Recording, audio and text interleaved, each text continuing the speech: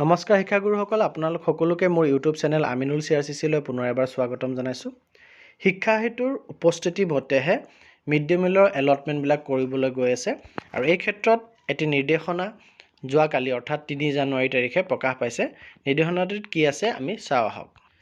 নিৰ্দেশনাটি আহিছে আমাৰ mission director সমগ্ৰ শিক্ষাৰ ফালৰ পৰা সকলো জিলাৰে ADC education, inspector of schools, district elementary education officer আৰু ডিষ্ট্ৰিক্ট মিছন কোঅৰ্ডিনেটৰ সকললৈ আৰু ছাবজেক্টটো উল্লেখ কৰিছে যে linking of students daily attendance with PM পোষণ।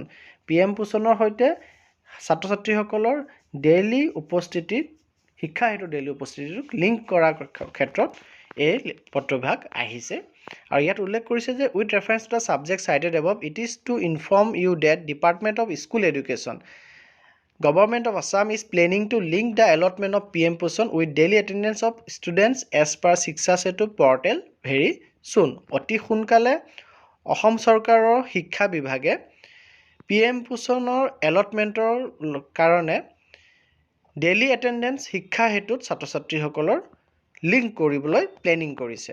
অৰ্থাৎ ছাত্ৰ ছাত্ৰীসকলে দৈনিক কিমান উপস্থিত আছে সেই তথ্যটোৰ লগত PM পোষণৰ এলটমেণ্টৰ লিংক কৰিব আৰু এই দৈনিক উপস্থিতি মতেহে এলটমেণ্টখিনি কৰিব মিড ডে মিলৰ তাৰ প্লেনিং কৰিছে আৰু সেইবাবে এই ADC সকলক বা IS সকলক DO বা DMC সকলক অনুৰোধ কৰিছে যাতে তেখেতসকলে submit any technical issues in the system for taking necessary changes before linking with PM পোষণ।